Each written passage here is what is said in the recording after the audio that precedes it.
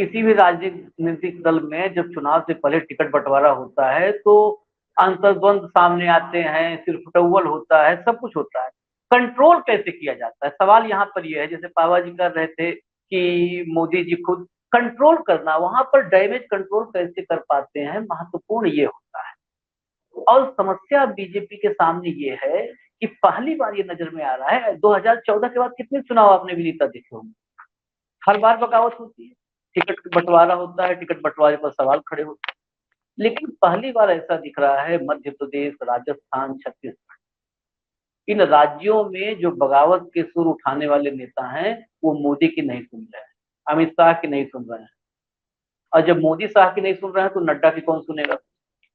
दिक्कत ये है। मैं आपको एक बताता हूँ उदाहरण। दरअसल बगल में एक और शो चल रहा है, इस वजह से मैं थोड़ा सा कम्युनिकेट धीमी आवाज में कर रहा हूँ। एक उदाहरण राजस्थान का बताता हूँ भैया, आप समझ जाएंगे कि बीजेपी के भीतर मामला कितना गड़बड़ है। राजस्थान में एक सीट है जयपुर में, विद्याधर नगर, जहां से भैरव सिंह शेखावत के दामाद विधायक हुआ करते थे, 3 बार विधायक रहे। इस बार पहले से ही बीजेपी ने, जो बीजेपी का आला कमान है, दिल्ली वाली लीडरशिप है, जिसको गुजरात लाभ भी कहते हैं हम लोग, इन्होंने तय कर लिया था कि नरपत सिंह राजवी का टिकट कटेगा और वहां से टिकट दिया जाएगा नेता प्रतिपक्ष राजेंद्र राठौड़। राजेंद्र राठौड़ भी अपने वहां से टिकट जो है अपना पक्का मान के चल रहे। एकाएक क्या चेंज हुआ, हैरान, अभी कहीं किसी को जानकारी है नहीं, एक आध जगह सिर्फ ये सोर्सेस से खबर आई। दिया कुमारी को विधानसभा चुनाव लड़ाने की चर्चा थी और दिया कुमारी को सिविल लाइन सीट, जो जयपुर में है, सिविल लाइन सीट से भेजा जाने का ये हुआ कि वहां से चुनाव लड़ाया। दिया कुमारी ने जब वहां की हकीकत पता की तो उनको लगा ये तो मुझे गलत जगह पे फंसाया जा रहा है। प्रताप सिंह खाचरियावास की सीट है और प्रताप सिंह खाचरियावास कांग्रेस के उन नेताओं में से हैं जो कम से कम अपना इलाका एकदम मजबूत किलेबंदी करके रखे हुए। ये भी भैरव सिंह शेखावत के ही परिवार से हैं, लेकिन कांग्रेस के ही नेता हैं। और जयपुर विश्वविद्यालय से राजनीति शुरू की थी प्रताप सिंह खाचरियावास ने। अब तक वो अपने इलाके में बिल्कुल अजय से महसूस किए, मतलब लगता है कि अजय ही। वहां पर जब देखा दिया कुमारी ने कि ये तो गलत जगह है, फंस जाएंगे, सीधा दिल्ली उन्होंने संपर्क किया कि ये सीट सेफ सीट नहीं है, मुझे यहाँ की बजाय आप दूसरा सीट दीजिए। दिल्ली से पूछा कि आपने कोई सीट देखी है, पसंद की है, तो उन्होंने कहा विद्याधर नगर। विद्याधर नगर सेफ सीट, इसीलिए नरपत सिंह राजवी का टिकट काट करके और बड़े बड़े खिलाड़ी वहां पर खेलने के लिए उतावले थे। अब आप सोचिए, राजेंद्र राठौड़ जैसा बड़ा नेता, पुराना नेता, जिसका टिकट वहां से फाइनल माना जा रहा था, राजेंद्र राठौड़ का टिकट वापस रख लिया गया, यानी होल्ड पे डाल दिया गया और दिया कुमारी को वहां से टिकट दे दिया। बहुत लोग चर्चा में कहते हैं कि दिया कुमारी फ्यूचर मुख्यमंत्री हैं, महारानी के मुकाबले में महारानी है। आप बताइए, पहले ही चुनाव में विधानसभा में आकर के जो सेफ सीट तलाशता फिर रहा हो, वो महारानी का, वसुंधरा का क्या मुकाबला करेगा। वसुंधरा अपनी सीट के अलावा 50, 60, 70, 80, 100 सीट जिताने में सक्षम रही है उस राजस्थान में, और उनके सामने उस महारानी को प्रेजेंट कर रहे हैं। इसके बाद आप बताइए, भाजपा के किसी नेता से पूछिए कि दिया कुमारी में आप सीएम जो है मटेरियल देख रहे हो, जो खुद अपने लिए सेफ सीट तलाश रही है। तो ऐसे मुकाबले में बीजेपी बुरी तरह से घिरी हुई है। कम से कम राजस्थान की मैं आपको सीटें बता दूं, झोटवाड़ा, विद्याधर नगर, मांडलगढ़, नगर भरतपुर का जो सीट है, नगर सीट, किशनगढ़, देवली उनियारा, बस्ती, बानसूर, सांचौर, तिजारा, कोटपुतली, झुंझुनू, लक्ष्मणगढ़, डूंगरपुर, ये वो सारी सीटें हैं जहां पर वसुंधरा के करीबी रहे भाजपा के नेता करीब करीब निर्दलीय मैदान में जाने का निर्णय ले चुके हैं। हालत किस कदर वहां पे खराब हो चुकी है कि एक सांसद हैं कैलाश चौधरी, मंत्री भी हैं मोदी सरकार, इनको वहां पर जिम्मेदारी दी गई है सिर्फ बगावत करने वालों को समझाने।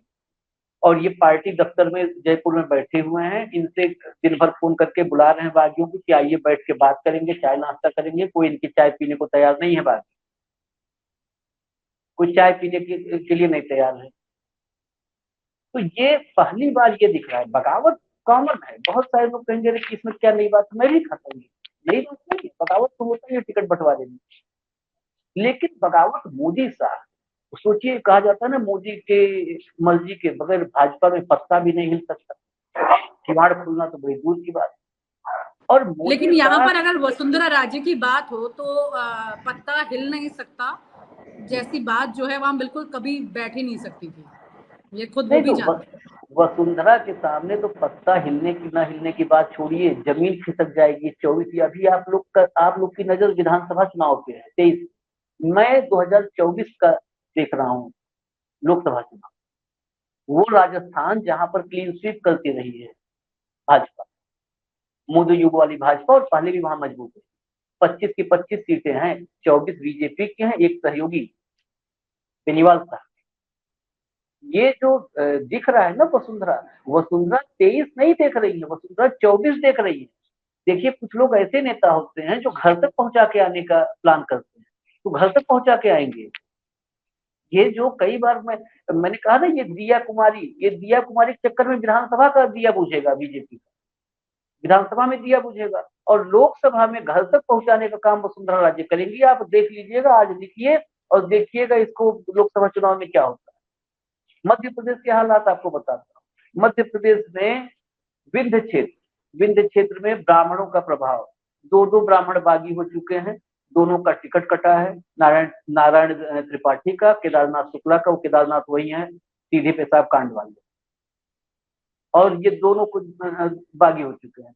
विंध्य क्षेत्र में ब्राह्मणों की अच्छी खासी संख्या है मतदाताओं की। ऐसे ही बुंदेलखंड में यादव, मतलब प्रभावी भूमिका में, यादवों का जो सबसे बड़ा लीडर वहां का, वो एकदम भाजपा के खिलाफ, बेटे को टिकट नहीं मिला, भाजपा के खिलाफ झंडा उठा चुके हैं, और अपने बेटे के ही को सलाह देते हुए कह रहे हैं कि फैसला तो बेटा करेगा, लेकिन अगर बेटे की जगह मैं होता तो भाजपा के खिलाफ चुनाव लड़ता।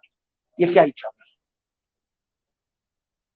वहां पर एक कबीरपंथी जी, नाम ही है उनका कबीरपंथी, पूरा नाम मैं नहीं रिकॉल कर रहा हूँ, कबीरपंथी जी है। कबीरपंथी उस सीमा से लगे उत्तर प्रदेश के भी क्षेत्र में है और मध्य प्रदेश में भी है, अच्छे खासे मतदाता। कबीरपंथी जी गए हैं, कमलनाथ से मिलके आए हैं, उनके समाज के लोग गए थे मिलने, तो उनके साथ वो भी गए, और भाजपा के नेता हैं, टिकट का इंतजार कर रहे थे, टिकट नहीं मिला है। आपको छत्तीसगढ़ ले चलूं, छत्तीसगढ़ में दंतेवाड़ा के विधायक थे, शायद प्रमोद पाहवा जी को याद हो, जिनकी 2019 के चुनाव में कैंपेनिंग से लौटते समय जो है एम्बुश लगाया था नक्सलियों ने, और लैंडमाइन, भीमा नाम था, भीमा,